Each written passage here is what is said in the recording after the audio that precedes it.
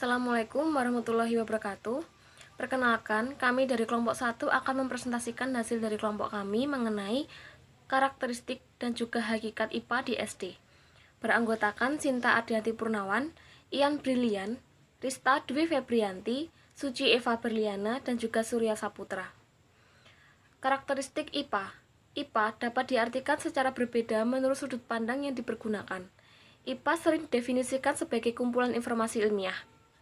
Ada ilmuwan yang memandang IPA sebagai suatu metode untuk menguji hipotesis, sedangkan seorang filsuf memandangnya sebagai cara bertanya tentang kebenaran dari apa yang kita ketahui. Para ilmuwan IPA dalam mempelajari gejala alam menggunakan proses dan juga sikap ilmiah. Proses ilmiah yang dimaksud misalnya melalui pengamatan, eksperimen, dan juga analisis yang bersifat rasional. Sikap ilmiah contohnya objektif dan juga jujur dalam mengumpulkan data yang diperoleh.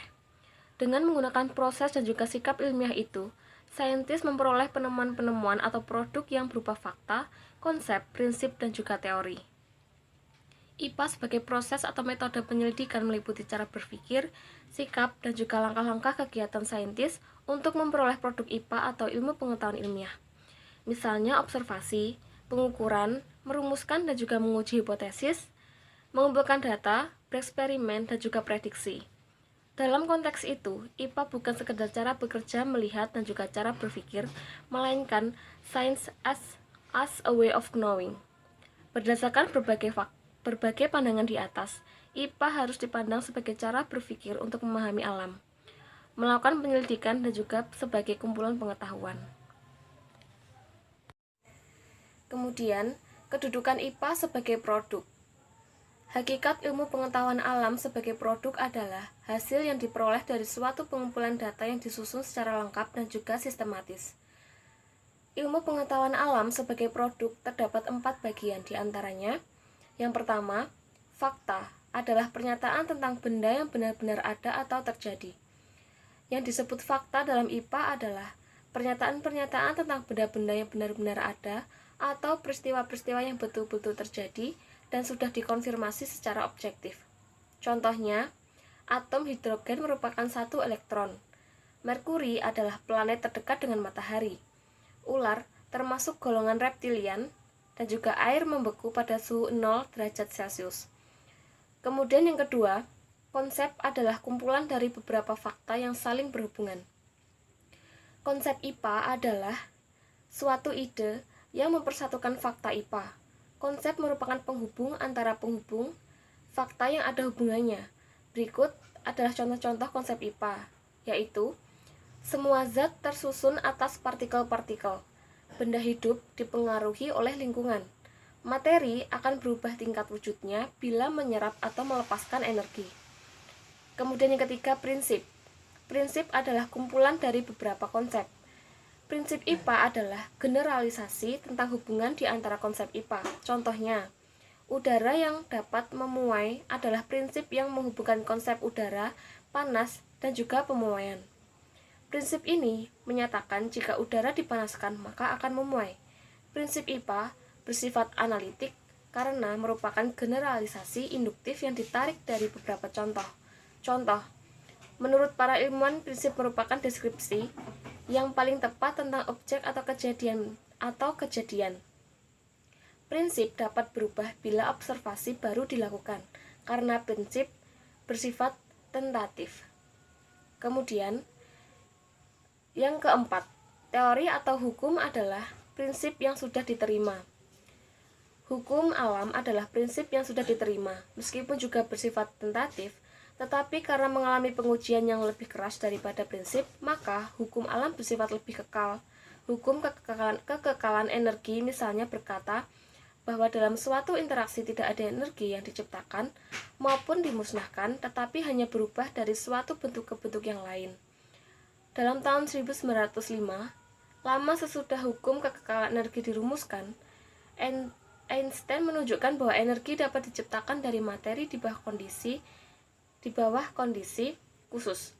Penemuan ini dinyatakan dalam persamaan Einstein yang terkenal, E sama dengan mc2. Hal ini menyebabkan hukum kekekalan energi harus diperluas. Kemudian, teori ilmiah merupakan kerangka yang lebih luas dari fakta, konsep, dan juga prinsip yang saling berhubungan. Suatu teori merupakan model atau gambaran yang dibuat oleh ilmuwan untuk menjelaskan gejala alam. Seperti halnya prinsip dan juga hukum alam, teori pun dapat berubah jika ada bukti baru yang berlawanan dengan teori tersebut. Contohnya, model atom seperti susunan tata surya dengan elektron berputar pada orbitnya di sekitar intinya tumbang dan digantikan oleh teori kuantum yang menggambarkan elektron seperti awan bermuatan negatif melingkupi inti atom. Contoh lainnya, teori geosentrik alam semesta yang menonjol 500 tahun yang lalu sekarang hanya merupakan bagian dari sejarah dan tidak berlaku lagi. Assalamualaikum warahmatullahi wabarakatuh. Perkenalkan, nama saya adalah William. Saya di sini akan melanjutkan presentasi atau pembahasan yang sebelumnya. Itu adalah kedudukan IPA sebagai proses melalui KPS. KPS sendiri adalah keterampilan proses sains. KPS ini merupakan keterampilan yang menjadi penggerak dan pengembang fakta dan konsep, serta pertumbuhan dan pengembangan sikap dan nilai dalam pembelajaran. KPS ini adalah sebuah keahlian yang dipakai oleh ilmuwan untuk menguraikan masalah dalam investigasi ilmiah, menyusun dan menemukan pengetahuan baru pada aktivitas pembelajaran. Bagi siswa, KPS sendiri berguna sebagai pengenalan cara berpikir saintifik sejak dini, sehingga proses berpikir bisa menjadi rapi dan runtut. Selain itu, dengan metode ilmiah ini, siswa bisa mendapatkan dan mengembangkan sebuah pengetahuan secara mandiri. Keterampilan proses sains itu sendiri adalah performance skill. Kemudian adalah mengelompokkan KPS. KPS sendiri memiliki beberapa kelompok. Yang pertama adalah mengamati. Mengamati atau observasi merupakan keterampilan paling dasar pada sains. Pengamatan dilakukan dengan memakai kelima indera yang nantinya bisa menjadi fakta empiris. Pengamatan yang baik merupakan fondasi awal untuk mempelajari keterampilan proses lainnya. Contohnya adalah siswa yang memiliki keterbatasan penglihatan akan melakukan pengamatan memakai indera raba. Kemudian berikutnya adalah pengelompokan. Sudah melakukan pengamatan, siswa harus tahu mengenai perbedaan, persamaan, dan pengelompokan objek berdasarkan pada tujuannya. Misalnya adalah siswa akan memakai magnet untuk mengelompokkan objek sebagai magnet atau non-magnet. Kemudian yang ketiga adalah mengukur. Mengukur merupakan proses di mana siswa sedang melakukan pengumpulan, perbandingan, dan penafsiran data. Ini membantu siswa untuk mengklasifikasi dan mengkomunikasi kepada orang lain. Misalnya adalah siswa akan memakai stopwatch untuk mengetahui kecepatan lari orang lain. Kemudian berikutnya adalah berkomunikasi. Berkomunikasi ini sangat penting untuk dilakukan, yakni bisa membagikan hasil penelitian kepada orang lain. Misalnya, siswa akan membuat grafik garis yang mengidentifikasi hubungan antara kecepatan dan berat kelereng. Kemudian berikutnya adalah menyimpulkan. Kesimpulan merupakan penjabaran yang berdasar pada pengamatan. Ini adalah hubungan antara apa yang diamati dan apa yang telah diketahui. Contohnya, siswa akan menulis kesimpulan pada akhir proses pengamatan. Kemudian berikutnya adalah memprediksi. Prediksi adalah tebakan atau ramalan yang berdasar pada pengamatan dan kesimpulan. Contohnya adalah siswa akan menutup matanya dan memprediksi sebuah benda menggunakan indera peraba. Apakah benda tersebut berbentuk bulat atau kotak? Kemudian saya akan menjelaskan tentang jenis-jenis KPS. Yang pertama adalah mengamati. Mengamati yaitu keterampilan mengumpulkan data atau informasi melalui penerapan dengan indera. Kata kerja operasional: melihat, mendengar, merasa, meraba, membau, mencicipi, mengecap, menyimak, mengukur, dan membaca. Indikator soal KPS-nya adalah menggunakan indera dan menggunakan sebanyak mungkin indera. Oke, cukup sekian penjelasan dari saya. Kemudian akan dijelaskan kembali oleh teman saya.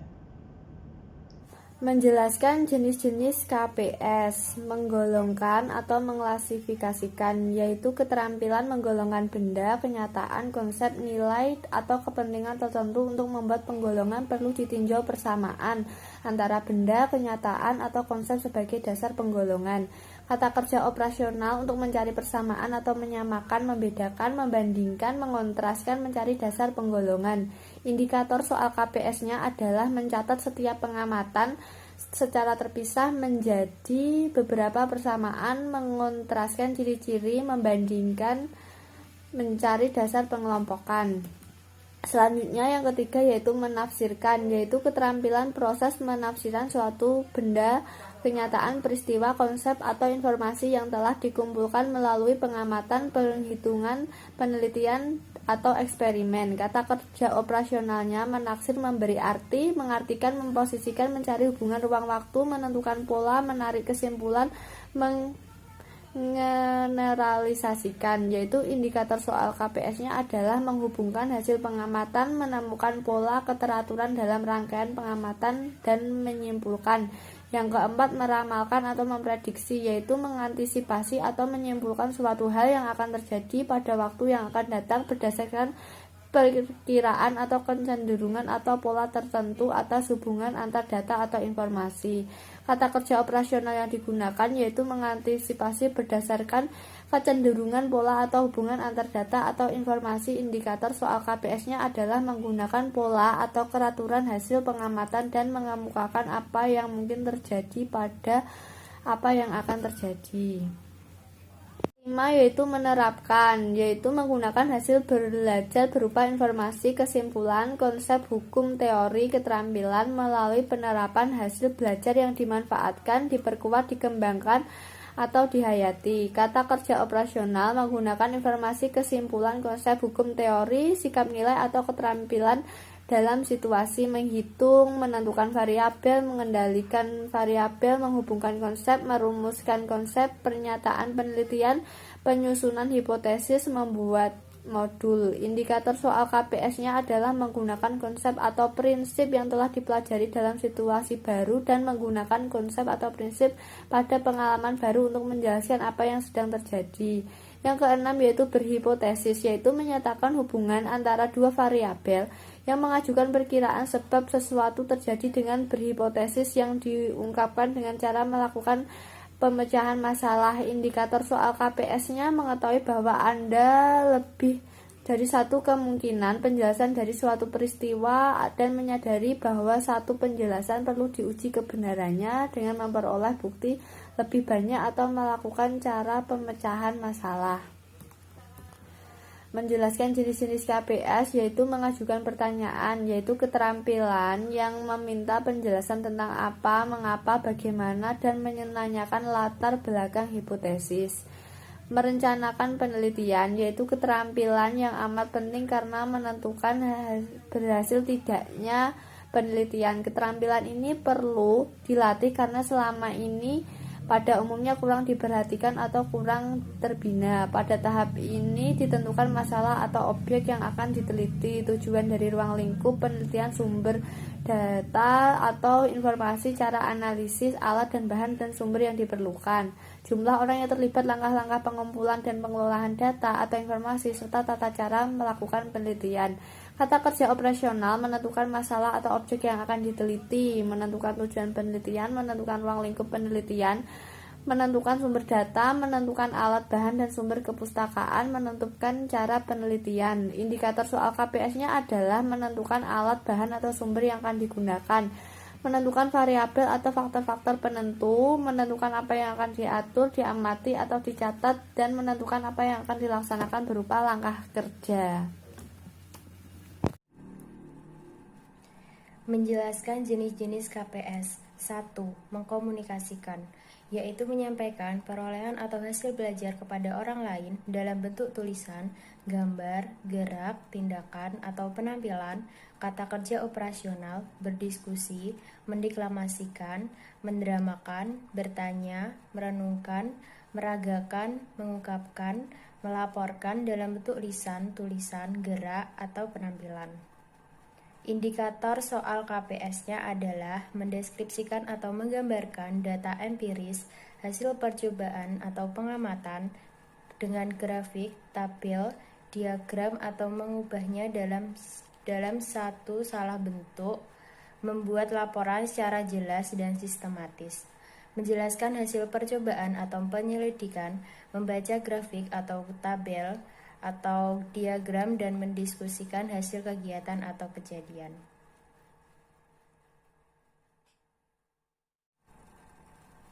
Menjelaskan kedudukan IPA sebagai sikap ilmiah dalam pembelajaran IPA di SD.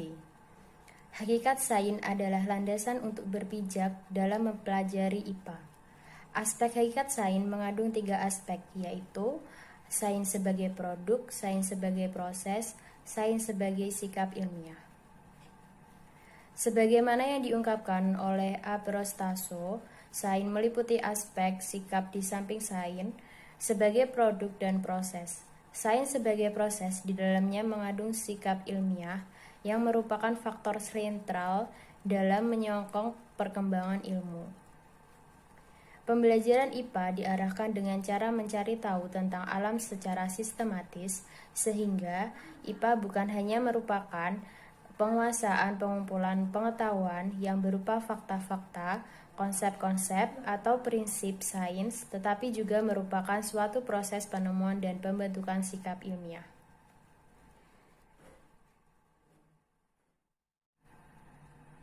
Menjelaskan kedudukan IPA sebagai sikap ilmiah dalam pembelajaran IPA di SD.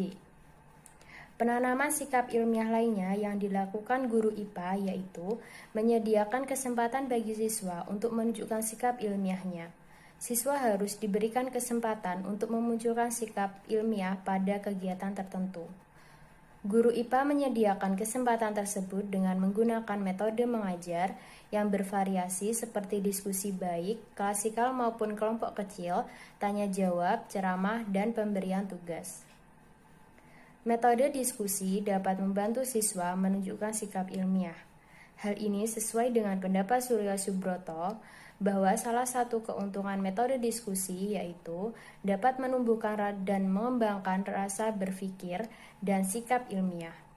Metode diskusi berjalan dengan baik apabila siswa berpartisipasi aktif dalam kegiatan diskusi tersebut, sehingga siswa bisa menunjukkan sikap ingin tahu, sikap objektif terhadap data atau fakta, sikap berpikir kritis, sikap berpikiran terbuka, dan sikap kerjasama. Metode tanya-jawab hampir sama dengan metode diskusi, di mana dibutuhkan interaksi yang positif antara guru dan siswa agar berjalan dengan baik, sehingga siswa bisa menunjukkan sikap objektif terhadap data atau fakta, sehingga berpikir kritis dan sikap berpikiran terbuka.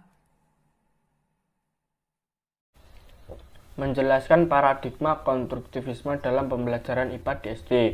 Konstruktivistik merupakan metode pembelajaran yang lebih menekankan pada proses dan kebebasan dalam menggali pengetahuan serta upaya dalam mengkonstruksi pengalaman, atau dengan kata lain teori ini memberikan keaktifan terhadap siswa untuk belajar menemukan sendiri kompetensi, pengetahuan, atau teknologi, dan hal ini yang diperlukan guna mengembangkan dirinya sendiri.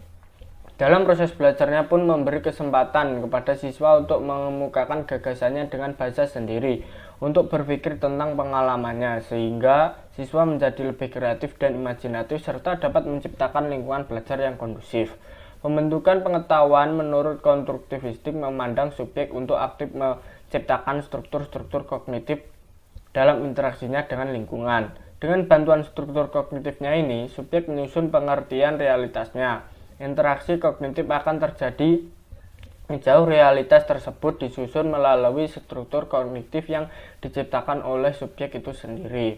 Struktur kognitif senantiasa harus diubah dan disesuaikan berdasarkan tuntunan lingkungan dan organisme yang sedang berubah. Proses penyesuaian diri terjadi secara terus-menerus melalui proses rekonstruksi. Adapun tujuan dari teori ini adalah sebagai berikut. Adanya motivasi untuk siswa bahwa belajar adalah tanggung jawab siswa itu sendiri. Mengembangkan kemampuan siswa untuk mengajukan pertanyaan dan mencari sendiri pertanyaannya membantu siswa untuk mengembangkan pengertian dan pemahaman suatu konsep secara lengkap. Degeng mengatakan bahwa pengetahuan adalah non-objektif, bersifat temporer, selalu berubah dan tidak menentu. Belajar dilihat sebagai penyusunan pengetahuan dari pengalaman konkret, aktivitas kolaboratif dan refleksi serta interpretasi. Menurutnya mengajar berarti menata lingkungan agar si belajar termotivasi dalam menggali makna serta menghargai ketidakmenentuan. Atas dasar ini, maka si belajar akan memiliki pemahaman yang berbeda terhadap pengetahuan tergantung pada pengalamannya dan perspektif yang dipakai dalam menginterpretasikannya. Unsur-unsur penting dalam teori konstruktif: 1. Memperhatikan dan memanfaatkan pengetahuan awal siswa. 2. Pengalaman belajar yang autentik dan bermakna. 3. Adanya lingkungan sosial yang kondusif. 4. Adanya dorongan agar siswa mandiri. 5. Adanya usaha untuk mengenalkan siswa tentang dunia ilmiah.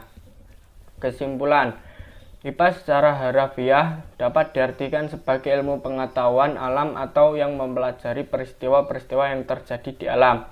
Serni M. Iskandar 1996-1997. Sedangkan Pata Bundu 2006 menyatakan bahwa IPA adalah proses kegiatan yang dilakukan para saintis dalam memperoleh pengetahuan dan sikap terhadap proses kegiatan tersebut. Hal ini mengandung makna bahwa IPA bukan hanya kumpulan pengetahuan, tetapi merupakan proses pencarian yang sistematis dan berisi berbagai strategi di mana menghasilkan kumpulan pengetahuan yang dinamis. Secara garis besar, ilmu pengetahuan alam memiliki 3 komponen, yaitu IPA sebagai produk, IPA sebagai proses, dan IPA sebagai sikap ilmiah. Hal tersebut sejalan dengan fungsi dan tujuan pembelajaran ilmu pengetahuan alam yang bukan hanya kumpulan pengetahuan dan fakta untuk dihafal, tetapi ada proses aktif menemukan, menggunakan pikiran dan sikap dalam mempelajarinya, sehingga dapat mengembangkan keterampilan proses siswa untuk menyelidiki alam sekitar, memecahkan masalah, dan membuat keputusan.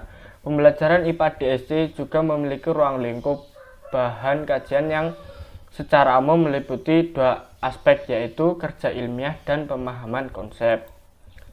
Sekian yang dapat kami sampaikan. Apabila kurang lebihnya kami mohon maaf. Wassalamualaikum warahmatullahi wabarakatuh.